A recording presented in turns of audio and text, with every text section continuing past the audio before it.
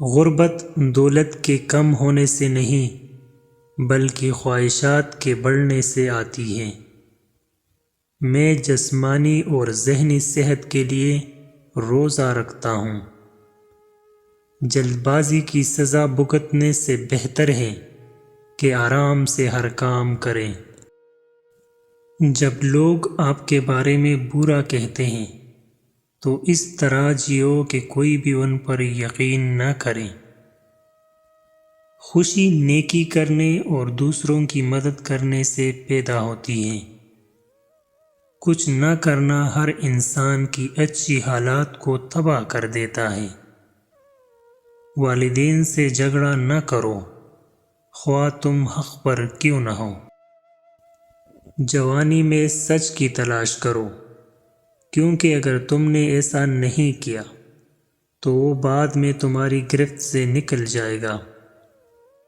ایمانداری بے ایمانی کے مقابلے میں کم منافع بخش ہے، لیکن اس کا فائدہ آپ کو آنے والی نسلوں تک ملتا ہے۔ اگر کسی نے غلطی کی ہے اور اسے درست کرنے میں ناکام رہا ہے تو اس نے اس سے بھی بڑی غلطی کی۔ بچوں کو زبردستی اور سختی سے سیکھنے کی تربیت نہ دیں، بلکہ ان کو اس چیز کی طرف راغب کریں جو ان کی ذہنوں کو خوش کرتی ہے۔ جھوٹے الفاظ نہ صرف برے ہیں بلکہ روح کو خطرناک حد تک متاثر کرتے ہیں۔ برے دوست سے اچھا دشمن بہتر ہے۔ اگر آپ سے کوئی پوچھے تعلیم کا کیا فائدہ ہے تو آپ جواب دیں، تعلیم اچھے آدمی بناتی ہے اور اچھے آدمی اچھے کام کرتے ہیں۔ محبت ایک شدید ذہنی بیماری ہے۔ جب انسان کی صحیح طریقے سے پرورش نہیں کی جاتی تو وہ دنیا کے لیے وحشی جانور ہے۔ اچھی بات کو دہرانے میں کوئی حرج نہیں ہے۔ صرف وہی لوگ اقتدار حاصل کرنے کے اہل ہیں جو اقتدار کی تلاش نہیں کرتے۔ یہ بات ہمیشہ یاد رکھنا، بغیر محنت کے تم خوشحال نہیں ہو سکتے۔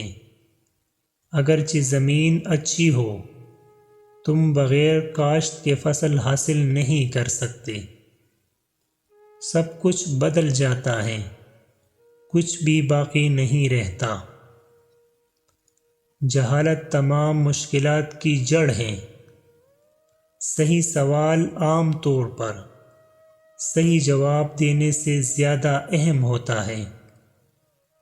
کبھی بھی کسی کو مایوس نہ کریں جو مسلسل کام کر رہا ہو، چاہے وہ کتنا ہی سست کیوں نہ ہو، چاہے وہ آپ خود کیوں نہ ہو۔ حقیقت دماغ سے پیدا ہوتی ہے۔ ہم اپنے ذہن کو بدل کر اپنی حقیقت کو بدل سکتے ہیں۔ ہر آدمی کی 3 خواہشات ہیں: صحت مند ہونا، ایماندارانہ طریقے سے امیر ہونا اور خوبصورت ہونا۔ کوئی بھی آدمی آسانی سے دوسرے کو نقصان پہنچا سکتا ہے، لیکن ہر آدمی دوسرے کا بھلا نہیں کر سکتا۔ اپنے خیالات کو سنبھالو، آپ ان کے ساتھ جو چاہیں کر سکتے ہیں۔ جس نے اپنی خاندانی زندگی کو رسوا کیا، اس انسان کے لیے زندگی میں کوئی جگہ نہیں، اور ایسے شخص کا کوئی دوست نہیں، نہ جیتے ہوئے اور نہ مرتے ہوئے۔